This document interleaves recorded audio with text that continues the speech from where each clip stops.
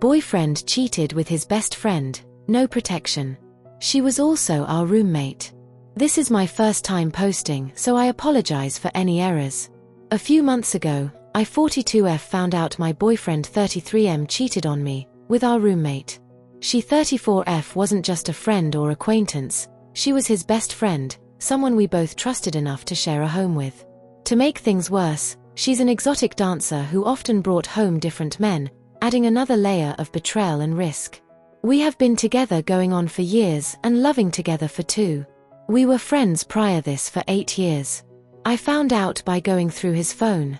I know it wasn't right, but I couldn't shake the feeling that something was off. When I saw the texts, flirty messages, them doing it on the couch while I was asleep, and a clear confirmation of what they'd done, as well as admitting to each other it was a mistake and should have never happened, it felt like the ground was ripped out from under me. When I confronted him, he admitted everything. He said it only happened once, that it was a drunken mistake, and that it didn't mean anything. He promised to cut her off completely, and we kicked her out of the apartment immediately. But then came the part that really crushed me: they didn't use protection. I couldn't believe he'd be so reckless, not just with his body, but with mine. I had to get tested for STIs because of his mistake. The thought that he put my health at risk, on top of everything else, makes it so much harder to forgive. And the fact that she regularly brought home other partners only made it worse. This isn't the first time her presence complicated things between us. Earlier in our relationship, we had a threesome, with her. It felt like an exciting, consensual way to spice things up, and I thought we were both on the same page. This didn't happen while we were in a committed relationship, not while we were living together. But now, I can't help but feel like I unintentionally gave him permission to see her as more than just a friend. Did I make it easier for him to cross this line? Since then, he's done everything he can to fix things. He's been transparent, gone to therapy, and constantly reassures me that he loves me. But no matter how hard he tries, I can't stop replaying the betrayal. One of the hardest parts to deal with is the fact that he doesn't initiate intimacy with me anymore. He says he's been giving me space to heal and doesn't want to push me, but I can't help but think about how easily he went after her. Why did he have no problem being bold and impulsive with her, but now, with me, the person he claims to love, he's hesitant and distant? It's not like I haven't tried. I've tried to rekindle the spark, planned dates, and even initiated physical intimacy myself, but it feels one-sided. He'll respond, but it's like his heart isn't in it. I can't help but wonder, is he not attracted to me anymore? Is he still thinking about her? Or is he just racked with guilt? We've fallen into this weird routine where everything looks fine on the surface, but underneath, I feel empty. I keep wondering if I'm staying because I still love him or because starting over feels too overwhelming. And honestly, I don't know if I'll ever truly forgive him, not just for the betrayal, but for putting me in such a vulnerable and risky position. How do you rebuild trust after something like this? Is love and hard work enough to get through infidelity? Any advice or questions welcome. Confession 2. Only looking at escorts. Is this a thing? What do I do? I need unbiased friends here. I'm hurting and don't know what to do. My husband is truly such a great partner. We have 2 children under 4. He splits all household responsibilities 50% or will pick up whatever slack when needed. He has a great job, cooks dinner nightly, is an incredible father to our children, we have a good sex life and he takes care of me whenever I need it, etc. etc. I could go on and on. Our marriage isn't perfect, but it's really great. However, he has one major flaw that is so major I think I may need to walk away from our marriage. He is a compulsive liar about his porn addiction and fetishes. 3 years ago on New Year's Day, I found out he had been lying to me our entire relationship about porn. He had always said he didn't watch. He came clean and told me everything and put a plan in place to stop. 14 months later, I found out he didn't stop even though when I asked him he'd say he did. He told me he felt ashamed and so would lie, and then he knew I'd be pissed he'd lie, so he'd continue to lie and get so deep he would just try to hide it and hope I never find out. I knew the whole time he hadn't stopped just because I had the gut feeling, but I'd still ask him about him to see if he would be honest with me. Fast forward to tonight, I used his phone to search for something as it was near me while I was nursing our son. In his search history, he forgot to delete a search for Chicago erotic massage. I obviously dig a bit more, and he had been on an escort site. Mind you, he's going to Chicago in 2 days for work, he does often. I'm shaking at this point and wake him up. After a deserved berating, I give him a chance to speak.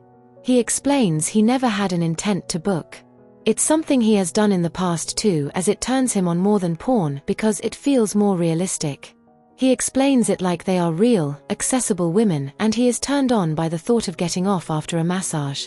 We don't often do that unless he is massaging me, and I know he likes it, so I sort of buy what he is saying, but also like, WTF, is this a thing? I'm literally interrogating him to get him to slip and tell me he booked, has booked previously, or was going to book. He swears he wasn't going to and never has. I checked all our accounts to see any payments or ATM withdrawals that line with dates he's traveled. There are none. Relived but still not convinced. He's bawling at this point, trying to convince me it's a fetish and he would never engage. His other fetish he had admitted to me before was cucking, because he always felt he couldn't pleasure me enough, so he'd watch videos and fantasize about other men pleasing me. I do believe he wouldn't actually follow through with booking a massage. Call me naive. I know he's selfish, but he's not that dumb, as he knows he'd lose me and our family in an instant he physically engaged with someone else. The other day I heard the universe keeps sending you the same signals until you make the bold change. I feel dumb for trying to work it out with him after years of continuing to lie, but I do love him so much. I can't imagine a world in which my kids don't have both of us to tuck them in every night. We make such a great team. I think I want to try to work on this with him rather than leave him, but I don't know. Again, this is the 3rd time he has been caught about lying about all of this stuff. I'm angry, sad, confused and hurting. Please be kind. I've been with him for 18 years, married 6. Confession 3. I haven't told my parents about a traumatizing experience I had as a child. Trigger warning: stalking, threats. I, 17F, still haven't discussed this experience with my parents. Let me give a background story. Just letting you know, due to it being a traumatic experience, it's difficult to remember every small detail of the story. Back in 6th grade, when I was around 11 years old, I was stuck in a small friend group. It consisted of a few other girls. Back then, I knew absolutely nothing about sex, intimacy, or the talk. My friends got into the conversation about boyfriends and being intimate with a future boyfriend. They all were very adamant about getting a boyfriend and peer pressured me into wanting one. Time skip a few weeks, my friend group found a random boy in my grade and set him up with me without my knowledge. During recess, he would try to talk to me and get close to me. I showed no interest in him or any boy, and I think that set him off. He would get more aggressive and demand that I become his girlfriend. Eventually, he got very pissed off because I had been ignoring him for a week. He told me that if I didn't become his girlfriend, he would murder my entire family. I know this is stupid, but I was young and gullible. I said yes. Over the course of 3 months, he was very close and always next to me. He was consistently touchy and wouldn't leave me alone when I politely asked him to. After school, we both walked home since we lived in town. He would walk with me. Only a couple weeks into our relationship, he would drag me into a gap between 2 buildings. He said he wanted to kiss me and pushed me into a wall. Obviously, I said no, but he didn't listen. He kissed me for a while, then let go and walked himself home. I threw up and became dizzy after this, but I eventually went home. He did this every school day for a month straight. He would tell me that he wanted to do more with me, and I constantly refused. Throughout this entire experience, he became more and more aggressive to the point where he would drag me into the building gap. He shoved me into the wall so hard it left bruises and would lean his entire body weight into me. He would also make attempts to inappropriately touch me. Eventually, I had enough and told him I wanted to break up. He freaked out and said he would murder me and my family. He also told me that he will have sex with my dead body and then KLL himself, so we will be reunited into the afterlife. I ignored him even though I was terrified. He then proceeded to stalk me for 3 years and watch me outside my house. I lived in fear and developed unhealthy and dangerous coping mechanisms. I started self-harming, and that progressively got worse. I also developed an eating disorder, and I'm still living with severe anxiety and depression. When I was in 8th grade, I walked outside my house to take out the trash, and he was there waiting for me. He came up behind me and dragged me into my garage. He then tried to SA me, but I got away. I talked to the guidance counselor at my school, saying he was threatening me, so she told him to leave me alone. He stalked me until 9th grade. To this day, I am still dealing with the fear and trauma of that experience. I haven't told my parents because, as a child, they were very neglectful to me and often focused on my 3 other siblings. I also got all of the punishments as a kid, even when I didn't do it. I never got my own space, and it was blatantly obvious that I was the least favorite. So I have never trusted them enough to tell them. I was also never able to get rid of the coping mechanisms. The shit turned into an addiction and would get worse and worse each time. I turned suicidal and my depression got worse. Being severely traumatized from this, it also affected my first real relationship with a boy. I consistently flinch anytime I'm tapped or touched. I don't like people near or around me, so we never did anything intimate together. My boyfriend got upset with this even though I told him my trauma.